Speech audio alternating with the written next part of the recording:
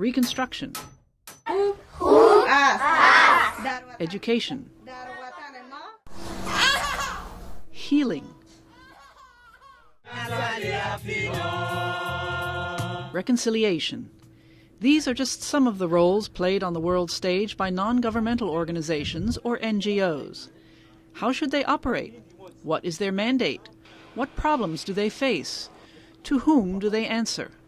The second Princeton Colloquium on Public and International Affairs posed those questions to practitioners and scholars from many fields, and came up with as many questions as answers.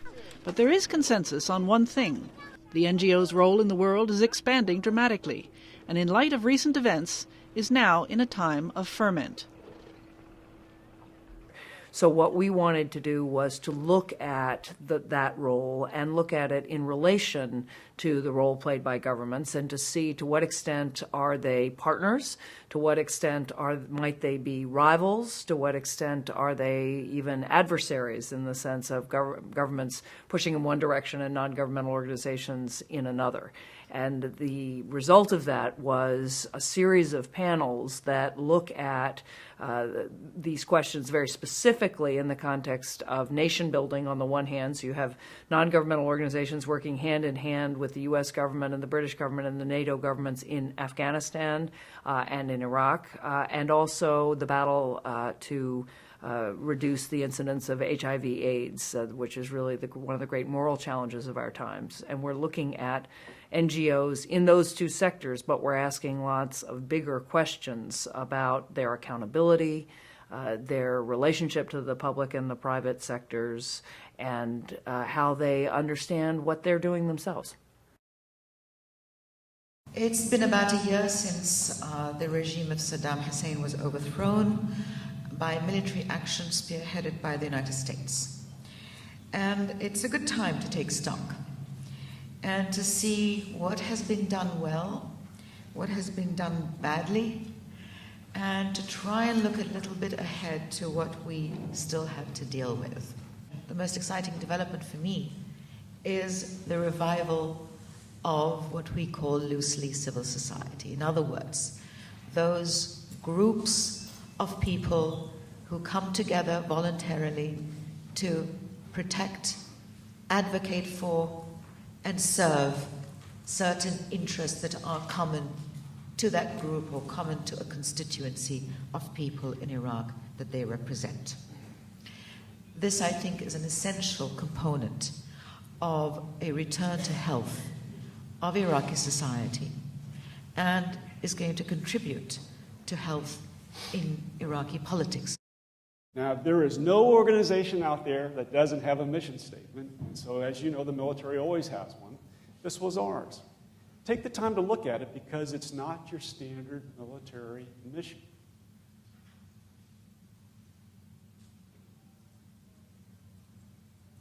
You pay militaries that normally do things like this, to fight what we thought was a coalition or an anti-coalition force. We try to maintain a secure environment, but look at all these other things. And as we start and we think about the role of the military and the role of NGOs, you'll see how important it is as we go on and we talk about the different things that this division did over 12 months. You'll see that it's not the military alone, and we cannot operate in an environment where there is a firewall built between us and or other organizational groups such as NGOs. U.S. Brigadier General Jeffrey Schlosser spoke more of pacification and security, and reinforced his message with a short video presentation put together by two soldiers of the 101st Airborne Division in Iraq. Time keeps on slipping, slipping, slipping into the future. What struck me most, listening to both of you and watching the video, was the enormous difference in culture, and not simply watching the soldiers, I think as much as anything listening to the music, and thinking that that is the music. It's American rock music, and it is global, of course, in many ways, but the lyrics and indeed the rhythms are of a particular culture. We heard this morning that one role non-governmental organizations can play is to bridge cultures, that they are the independent entities that can operate between the space of the government officials, be they soldiers or non-military officials, and a society. And so one question I would put to both of our speakers is what they think of that proposition, whether there are non-governmental organizations who can fill the space between the soldiers coming in and beginning to set up a government and a democratic civil society and government of the kind that the ambassador was discussing. Can NGOs bridge the gap? In fact, they are best suited to filling that gap because, and that goes back to the cultural issue, because in fact, you not only have an American versus a Muslim, Arab or Kurdish culture, you also have a military culture versus a civilian culture. And I think that is even greater than the Western versus Middle Eastern. And I think it's the military culture that has been the most difficult for Iraqis to accommodate themselves to. Now, I know we saw some very heartwarming pictures, and it's not to say that I haven't seen them myself in Baghdad and other places in central Iraq. But I have also seen a clash or friction between what a soldier thinks is perfectly normal procedure and what an Iraqi civilian regards as overstepping the bounds and so on. NGOs bridging the gap between the military and the civilian. That is a very difficult question because it gets to the heart of the matter about how close can an NGO get to a military organization without losing its independence and then therefore becoming, in some cases, a target. And again, I was just going to go back to the point, though, that if you are in an NGO and you think that you are not a target to a guerrilla who wants to demonstrate that a coalition cannot maintain security or that an Iraqi security organization cannot maintain security, you're kidding yourself. The dangers are real. Just days before coming to Princeton, Denis Dragovich, who is the country director of the International Rescue Committee in Iraq, was negotiating the release of a kidnapped aid worker. The thing is, with situations such as in Iraq, you don't know how close you get. You don't know how far the front right wheel missed an explosive device. You don't know how far or how close someone has decided not to shoot at you, but instead to wait for the next person going by. You don't know these things. It seems to me that somewhere along the line that people don't have a clear understanding of the role and the unique nature of NGOs. And not surprisingly so, considering what's going on in Iraq at the moment. On one side, we have US military personnel parading in certain times in civilian clothes, driving white 4x4s, and even driving civilian vehicles.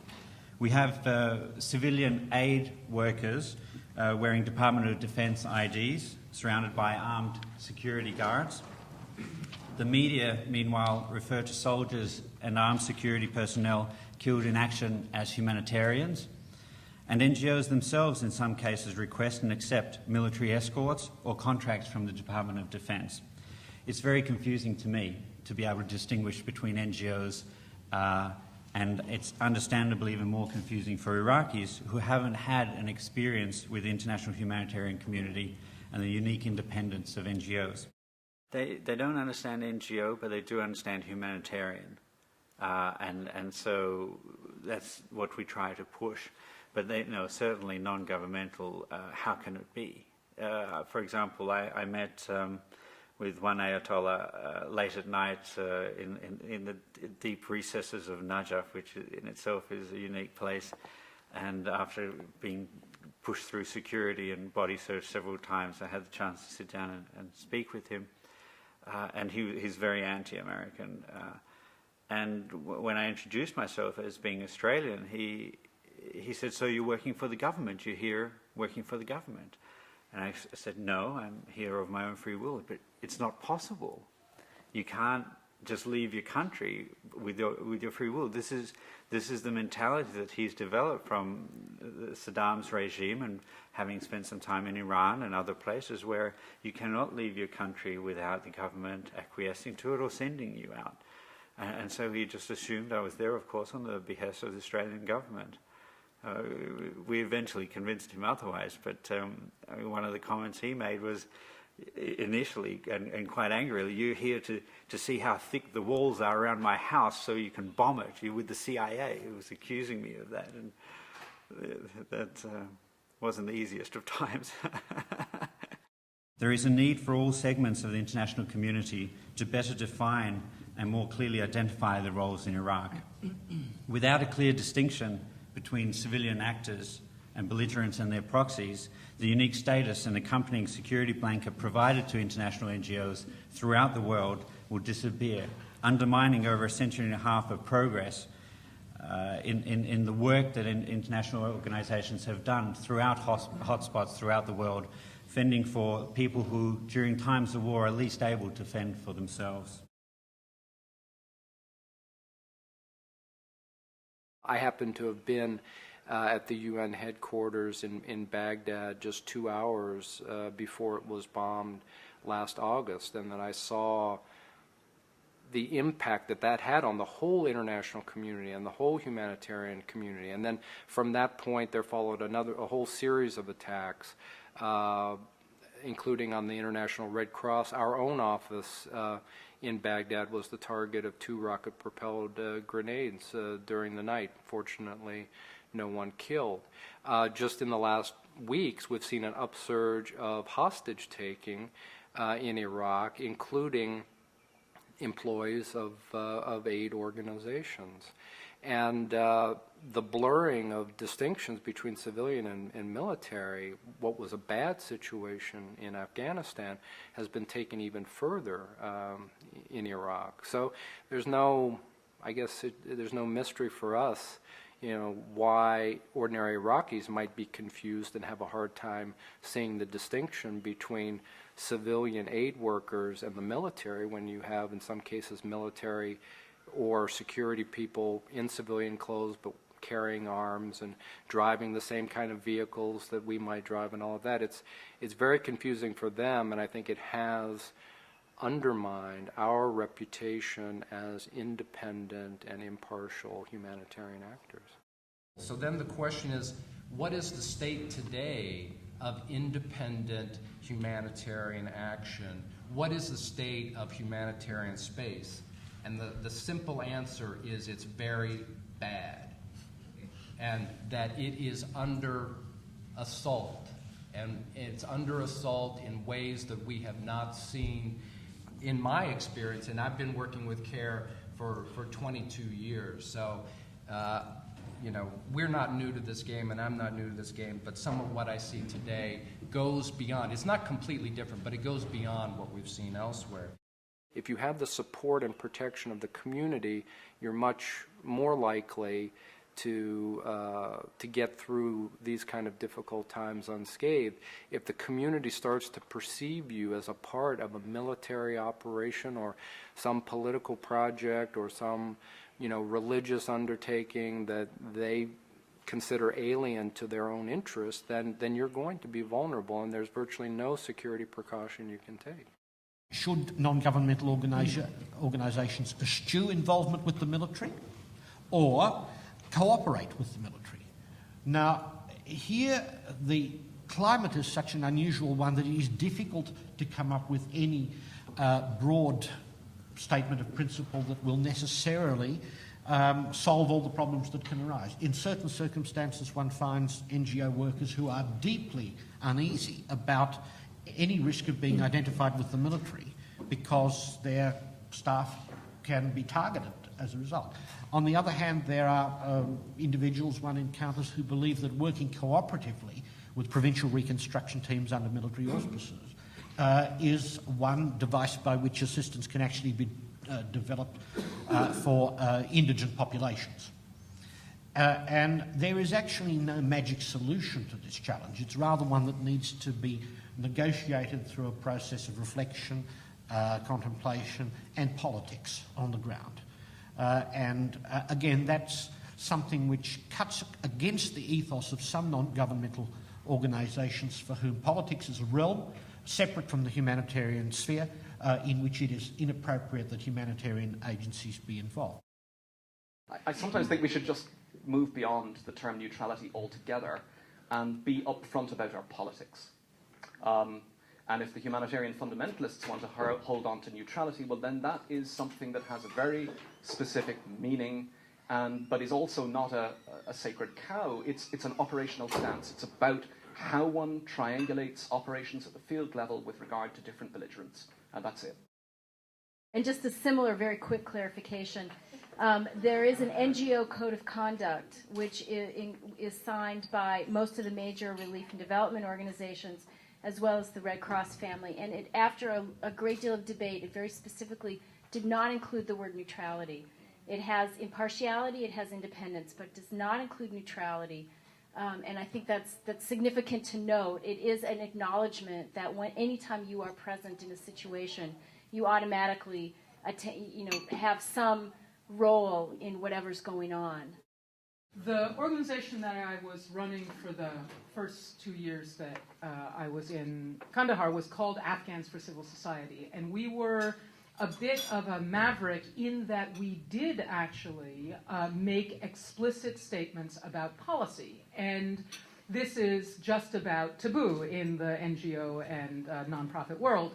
And our feeling was there's no such thing as being impartial and neutral in a human society. Human society is political.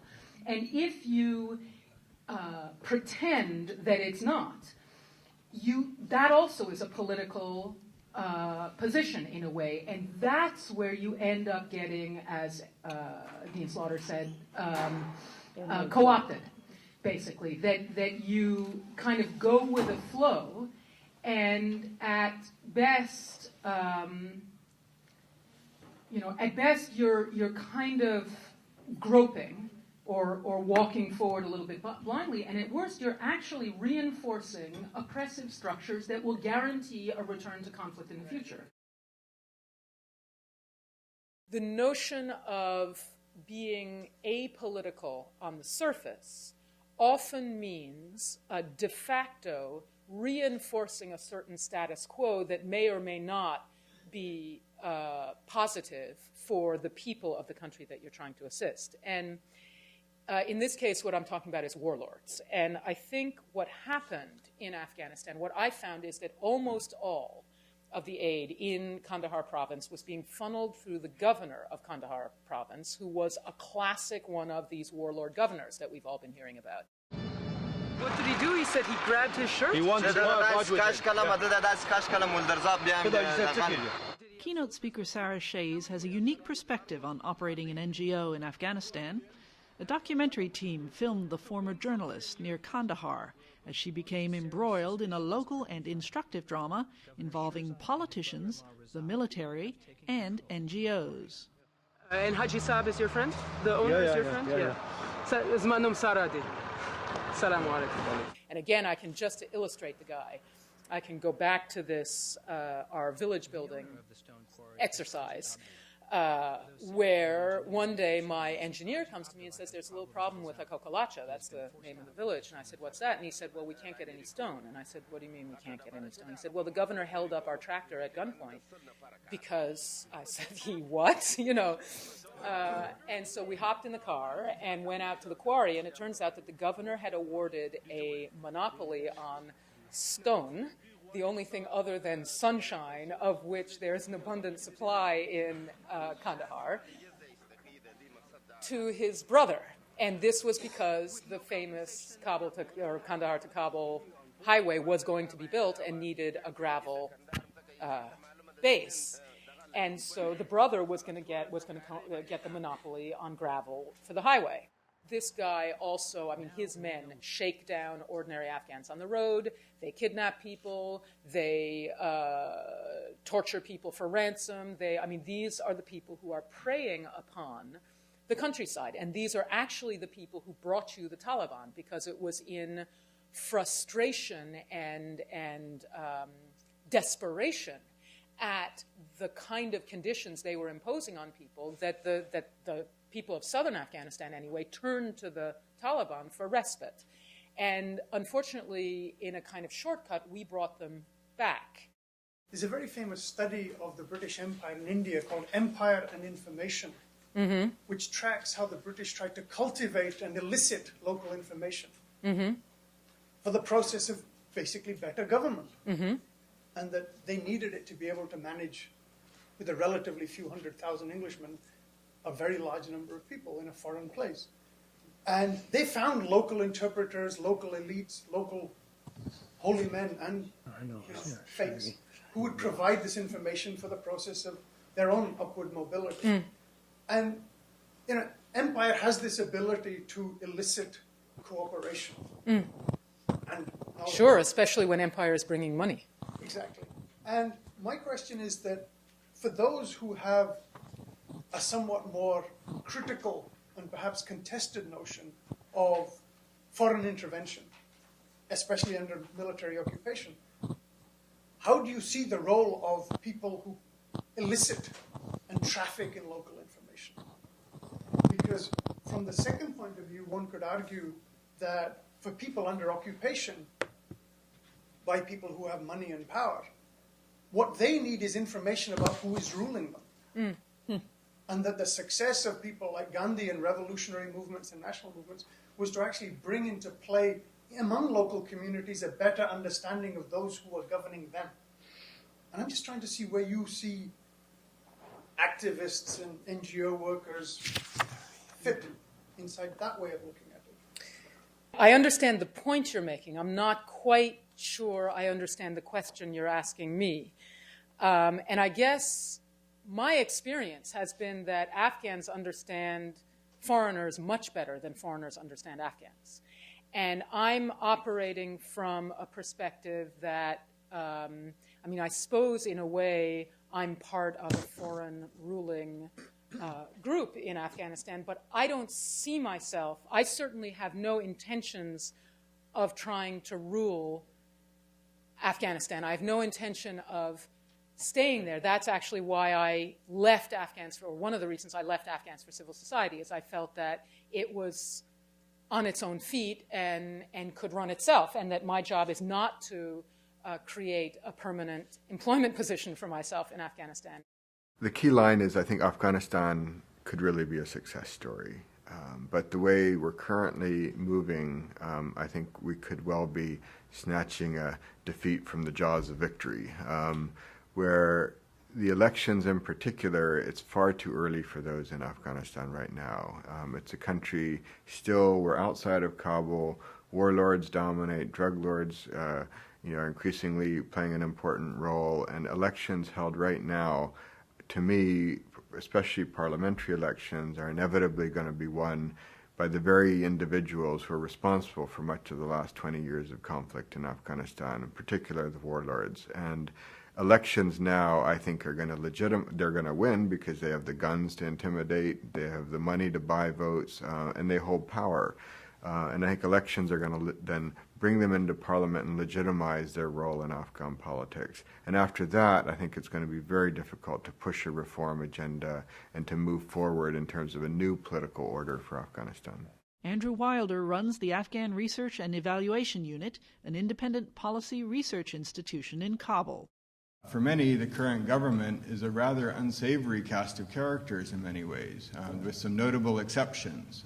But many of the perpetrators of war crimes, warlords, drug lords, people who are responsible for much of the conflict of the last 20 years are sitting firmly in place in cabinet ministries within this government. So I think it's a fair question for some NGOs to be questioning, do we want to be playing a frontline role in strengthening some of these ministries and some of these individuals? I think I'm running out of time. I just wanted to also end with just a few challenges which I do think are confronting NGOs in Afghanistan. And I think first and foremost, this issue of the independence of NGOs is going to be a critical one, especially as they're increasingly being asked to support large state programs increasingly as the U.S. is by far and above the largest single donor funding programs and has some very explicit political agendas, which you can agree or disagree with. But I think it's important for the U.S. in particular to recognize that NGOs shouldn't just be perceived as another arm of U.S. foreign policy in Afghanistan, but that in many ways their greatest strength will be to be an independent voice, a voice that can actually challenge government at times, and not just being asked to only support. What I find extremely striking about everything you've said might be summarized in a deliberately provocative phrase, which is that as soon as an NGO misperceives its role, as soon as it loses sight of the specific role to which it is called, it becomes perverse and acts in a perverse way. I'll try to explain this with absolutely explicit examples.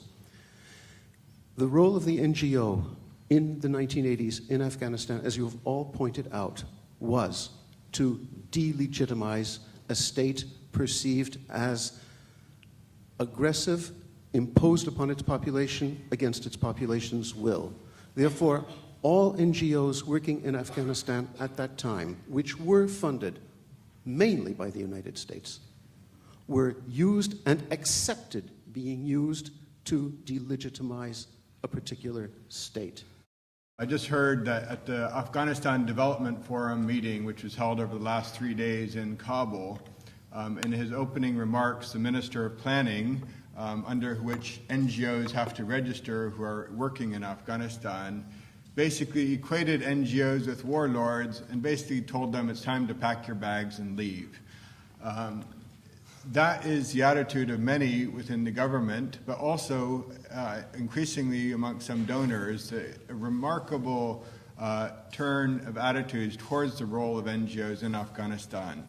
I think it's imperative upon NGOs to have the discipline from day one to design an exit strategy, to say what their strategic plan is, why are they in that country, what are their goals, what is their niche, and when will they leave. Every NGO needs to do that, but regrettably too many NGOs are chasing the dollars and will do whatever needs to be done to expand their budgets. You may know that foundations have had a history of giving, and they have changed over the period in the United States. They started out in some ways as charities, then they thought that looking at the root causes, instead of giving a fish every day, you give a person a fishing pole and they can fish for their own fish. And then it's moved to probably about simultaneously an idea of social engineering based on information, the collection of information, especially about poor people and what they need in terms of sanitation and hygiene in the United States. And then I think more recently, and perhaps Ford has been the most active here, is empowering individuals and organizations to act on their own behalf, to participate more fully in a pluralistic society in the United States. I think that these are probably going on still simultaneously. I think there's some still charitable giving. There are a variety of foundations, and certainly we can't encompass all of the varieties of giving that are called American philanthropy. But it's clear that philanthropy did pretty well originate, or at least the modern form of it, in the United States, and that presents certain peculiar features, especially when you think about how that money is deployed in other countries with somewhat different traditions. I think there are two conversations, the Western discourse and the third world stroke developing world stroke Muslim discourse. And I think, as I mentioned, the question of moral accountability to a higher authority by many civil society entities in the Middle East is something that we still are not discussing and perhaps ought to be in relation to what I call the globalized local. NGOs generally in the Muslim world, and that's what I suppose that's really my area, really see themselves not accountable to the autocratic governments under which they function. It's a very uncomfortable relationship, and they look for leadership from Western NGOs. So therefore there is then that dynamic of the relationship between Western NGOs and grassroots civil society in countries like Afghanistan and now, of course, very importantly, in Iraq. But I don't think it's a new question, and one of my other main criticisms, I suppose, very sadly, is that when we look at Muslim civil society, we generally only look at it in the context of conflict. We don't really see it in the context of, post-colonial development, post-imperialist, the post-imperialist imperative, etc. My concern was with Iraqi NGOs, and one of the benefits, one of the dividends of liberation was the enormous mushrooming and the creation and the proliferation of Iraqi NGOs throughout the country. We estimate that there may be as many as 1,000 NGOs today in Iraq. Now, I should qualify this and say that we cannot think of them in sort of Western terms. These are not organizations with established rules. They're not institutionalized. Many of them are groups of people who coalesce around certain interests, but they really are still very embryonic, and very few of them have acquired a kind of strength and sustainability that one thinks associates with the NGOs. One of the problems that we have had in Iraq is that, you see, I come from a background where I regard civil society and civil society institutions as a full 50% of the equation of democracy, the other 50% being government. If you don't have the civil society institutions and a strong, vocal civil society, then you really don't have a democracy. When the CPA came to Iraq, they completely neglected this 50% of the equation. In my view, they focused to such a great extent on infrastructure development, infrastructure repair, and setting up ministries and so on, all the sort of top-down systems, that they really lost sight of the need to also create institutions from the bottom up. They had some rather feeble and faint-hearted programs to help to do civic education, to help NGOs, but the programs they certainly have not achieved anything that I think is of value.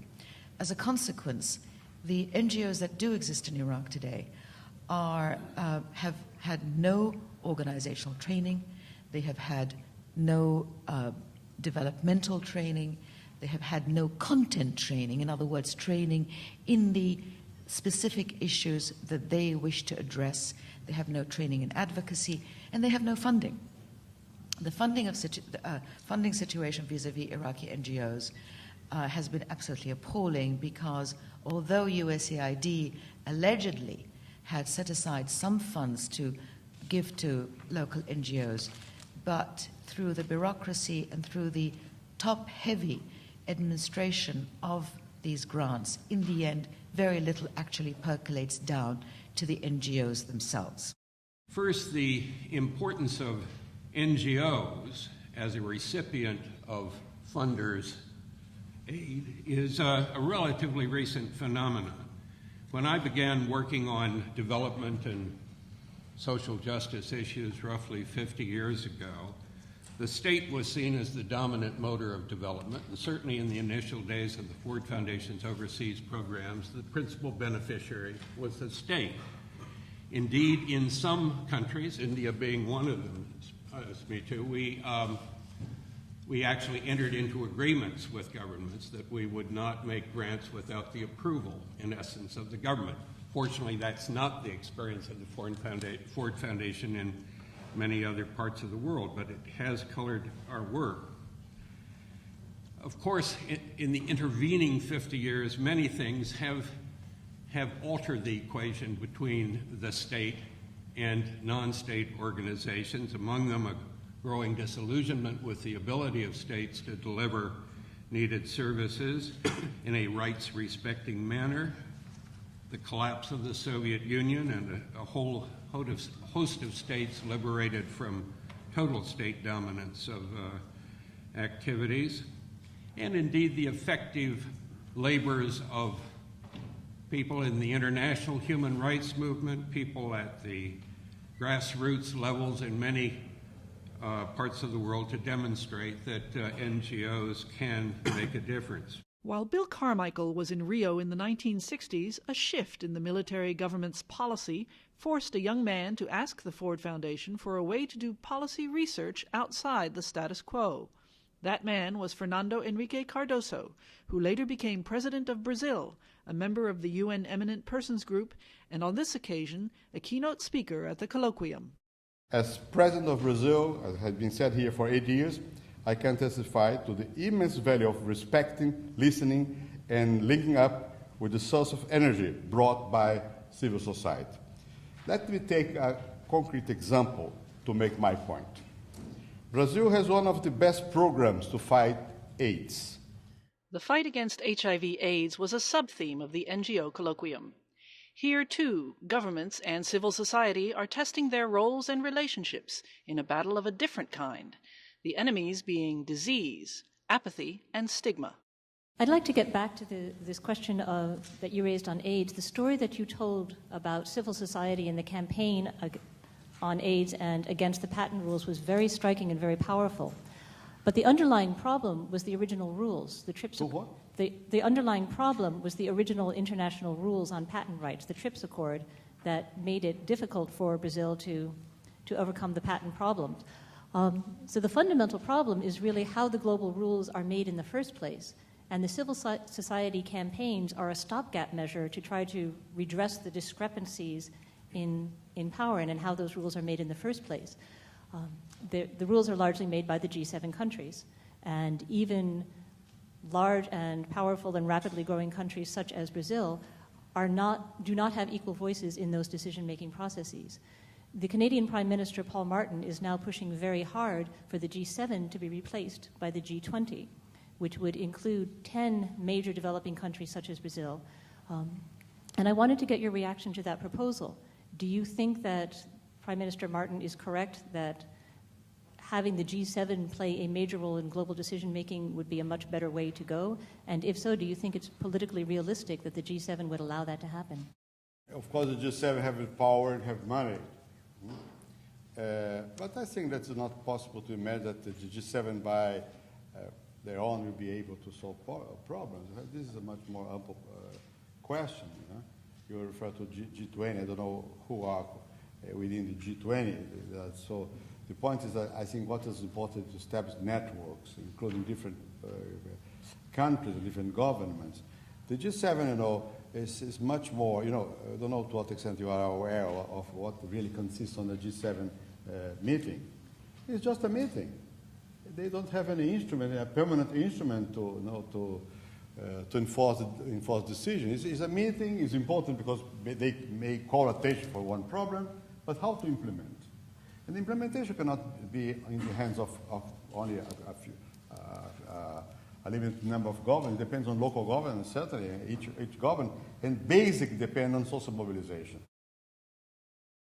My brief presentation today is going to be, it's going to address two roles. One is the work that we are doing at WHO, World Health Organization, in scaling up ARV treatment for people living with HIV and AIDS in the developing world. And the other piece, which is what I'll start with, is putting a human face and talking of issues of stigma and how oftentimes religious institutions have perpetuated stigma and how they can probably do a better role of helping reduce that stigma. As you heard, I am a native of Kenya, and I was diagnosed HIV positive 17 years ago. I think it's very important, as I mentioned yesterday as I was speaking, is bringing the reality into the room. Oftentimes we look at numbers, and these numbers are like miles and miles away from us. But when you begin hearing real stories about people's lives, that makes a difference. And the fact that, oftentimes people come to me and say, oh, you're so brave. My story is the norm. If you go to a place like Africa and many parts of the developing world, this is what happens to a lot of the people there.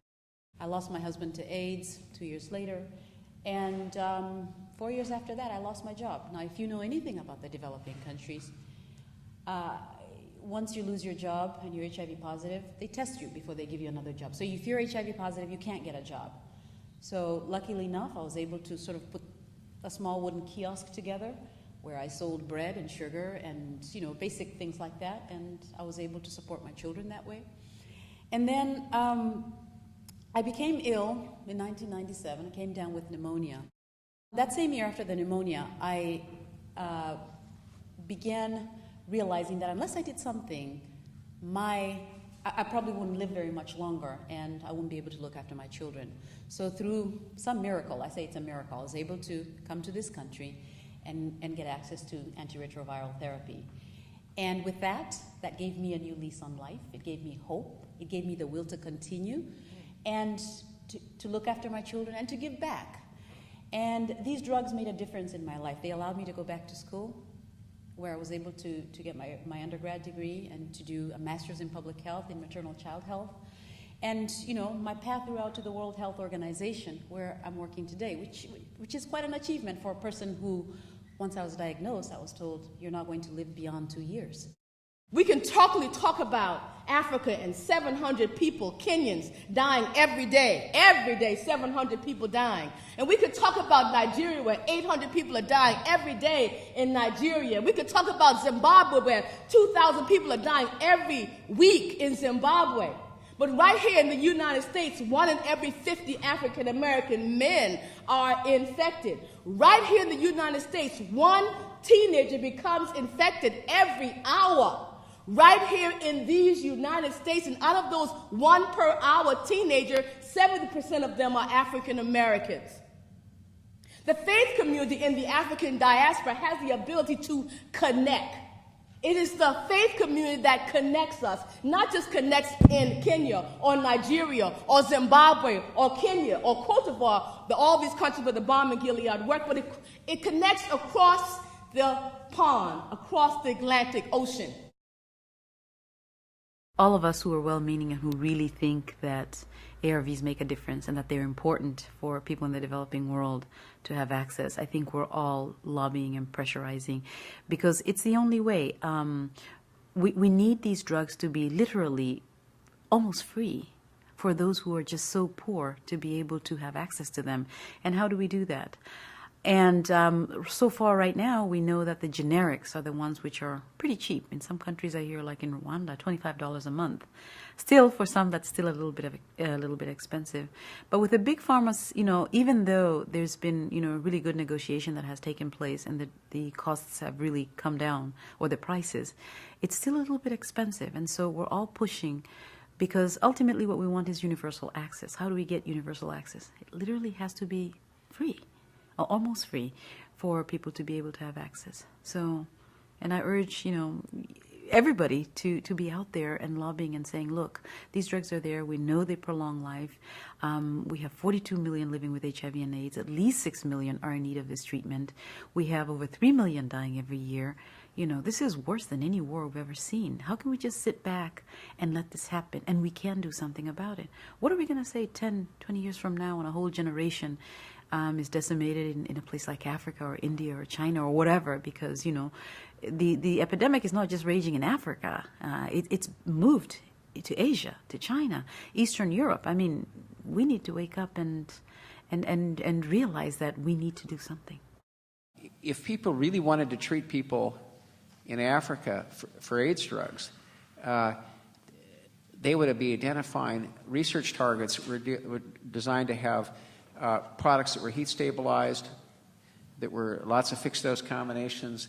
If there was questions about the quality of the fixed dose combinations of the testing, which Jeff has raised in other meetings, there would be clinical trials. They'd be knocking those things out. They wouldn't be screwing around with it. They'd basically be on a war footing, and they'd be fixing these kind of problems. But we're now engaged in this endless bickering over stupid regulatory issues because it's perceived as a barrier to keep the Indians out of the market. And it's just another way of sort of gaming on behalf of the branded industry in those areas.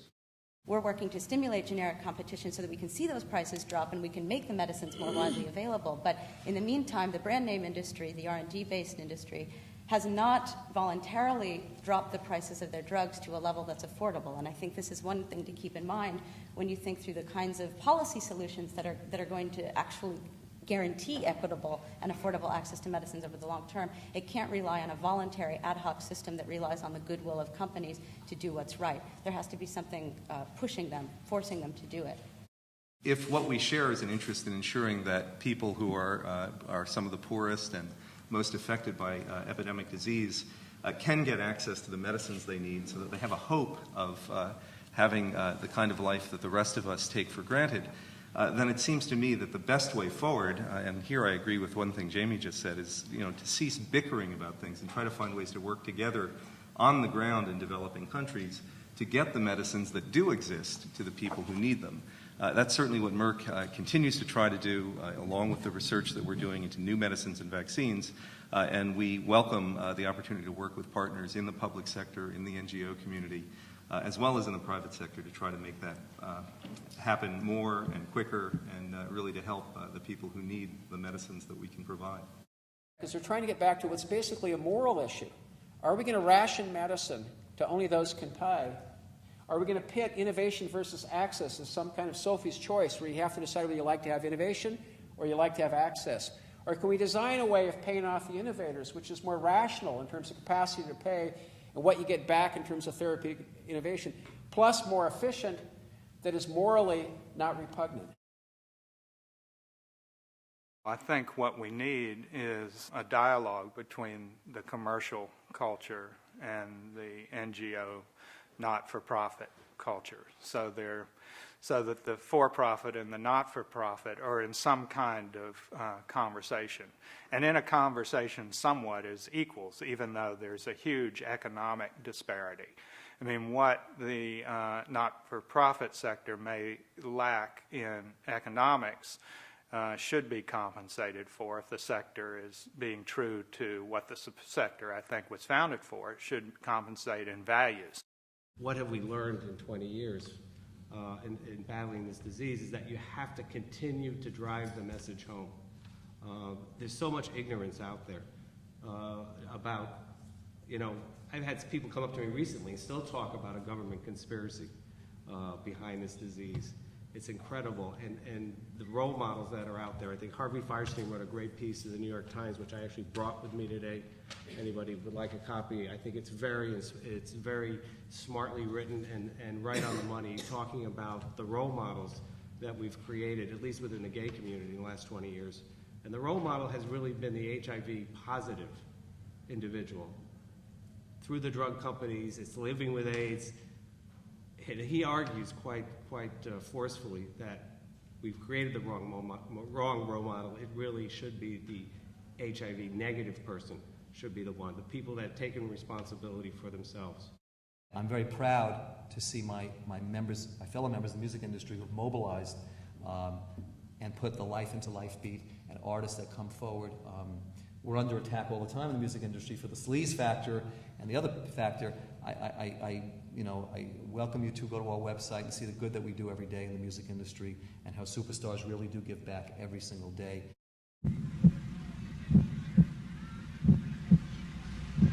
You know how serious AIDS is? Several panelists showed videos that illustrated the use of star power and mass media to sway public opinion toward the cause, whether that cause be AIDS prevention, peace, or truth. We believe that any conflict that has been started by human beings can be ended, can be transformed by human beings, and that's what we attempt to do. We use what we call a multi-pronged approach, meaning that the arts initiatives that you will hear and see in a moment are only one aspect of each of our programs. We work extensively with the media. So in Africa, for example, we work with radio. In the Balkans, we work with television because that's the medium to reach most people. Što misliš дека би помогнало? If I refer to that as air cover, we are also working to provide ground cover, and that's where most of our arts initiatives come in. So if we think of the mass media as reaching out into the villages and into the cities and into the rural communities throughout countries, we are also working at the grassroots level, bringing many of the same messages home to people. If you look at the economy, you look at the law, The sort of third part of that triangle is the culture. And what our policy so often focuses on is the rule of law and how that connects to a political system and free market economies. Well, the third leg of that equilateral triangle for me is the culture. And we're going to stumble on it week after week after week till we get an understanding of how important culture is to people's lives around the world. After all, it's not only how they make meaning, it's how they form their basic identity. And without a basic identity, there'll be little progress. And the way we sort of put it a lot of times, you know, without our stories, how would we know it's even us? And without knowing the stories of others, how can we possibly know who they are?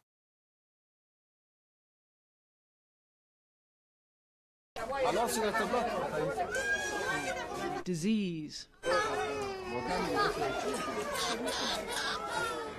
Guide ons, this is Eagle 6. War. The 101st Airborne Division's next rendezvous with destiny is north to Baghdad. Poverty. The most intractable problems of humankind can also draw forth the most generous instincts of human nature, helping others. At issue, however, is whether the help that is offered, so often through the efforts of NGOs, is not only well-meaning, but well-run and well-informed. There needs to be a lot more investment in knowledge generation, because we're often operating in the dark and forming policies on the fly, and quick fix solutions are what are being pushed, and yet these are complex situations which we need to understand better, I think, if we're going to succeed in them. What's important, though, in these situations is that people come with an open mind, and you'll often see from all sides, from the military side and certainly from the NGO side, a refusal to even sit down at the same table. Often from the NGO side it will come from particular nationalities who are not very open to conversation with military personnel. But look, if people are willing, this is very valuable. Learning from others is a lesson that applies as much to these Afghan children in an NGO-built school as it does to their benefactors. Learning is not just a top-down effort. All actors in the field of reconstruction and healing agree that they have much to learn from each other, as the participants in the Princeton Colloquium have done. The discussions that are going on in the corridors, the questions people are asking, you can feel knowledge being gained and distributed and thinking being changed. And I will come out of this with a different understanding of the role of non-governmental organizations as the Dean of a School of Public and International Affairs. Others who are in the business will be thinking differently. We all have a role and we all need to do something, and we can't say this is a job that the government needs to do, or the NGOs or the multilaterals or WHO or the UN system. It needs a coordinated, concerted effort. We all need to play a role, whether you're in the civil society or the private sector or governments. We all have to come together. Precisely as governments are in some ways coming back to the table in a lot of critical areas. So in a lot of developing countries where non-governmental organizations have been saying there are crises here, pay attention, governments are increasingly paying attention. Maybe that's because of terrorism, maybe that's because of regional strategies, but governments are back in the picture, partly through the military, partly through official aid organizations, and that really then reopens the question of what the relationship is between non-governmental organizations and governments. And what we've heard a lot about are role definition. So you have traditional non-governmental organizations, aid givers, you have private contractors. Well, they're also non-governmental organizations, but they're for-profit, but they're not government. And then you have government. And what is the right distribution of roles of accountability, and how are they going to work together,